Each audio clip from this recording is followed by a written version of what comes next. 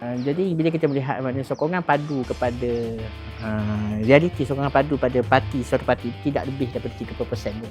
Pengundi setia tidak lebih pada 30%. Baik di parti belah kerajaan pun 30%, parti belah pembangkang. Dan realiti yang boleh kita terima, mana-mana parti tidak boleh menang tanpa sokongan akar umbi, dan juga tanpa sokongan atas pagar.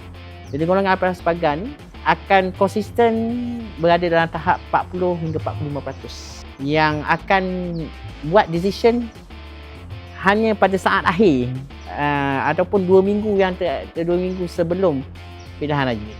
Jadi ini cabaran kepada bagaimanakah untuk menyampaikan mesej naratif politik itu konsisten sehinggalah hari pengundian untuk menarik seramai mana golongan atas pagar itu untuk berada bersama mereka lah ketika hari pengundian. Jadi kalau kita tengok di Terengganu ni, kalau kita tengok sejarah-sejarah pilihan raya, sokongan pada Barisan Nasional sekitar 30-35% sahaja daripada golongan yang hardcore akar umbi. Yang memenangkan Barisan Nasional sama pada ni adalah golongan di atas pagar. Jadi oleh kerana golongan di atas pagar semakin membesar, jadi menjadi satu cabaran untuk menarik golongan atas pagar ni supaya bersama mereka. Jadi atas pagar ni dia tertarik kepada rebranding, tertarik pada sesuatu yang something yang mempunyai image yang baik. Yang ni yang menjadi satu cabaran pada parti-parti politik yang ada pada hari ni. Sebab masing-masing ada baggage, masing-masing ada beban. Jadi bagaimana untuk mempotretkan mereka dengan wajah baru, rejuvenasi orang panggil, itu bergantung kepada kebijaksanaan pimpinan parti politik yang berada di Terengganu ni.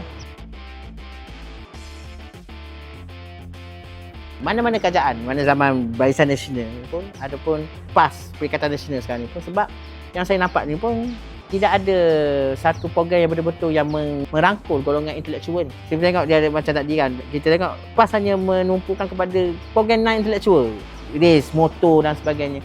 Yes, that's something yang memberikan kegembiraan, this is a fun. Tapi bagi golongan-golongan intelektual ni, dia memerlukan satu polisi yang menghargai daya keintelektualan mereka.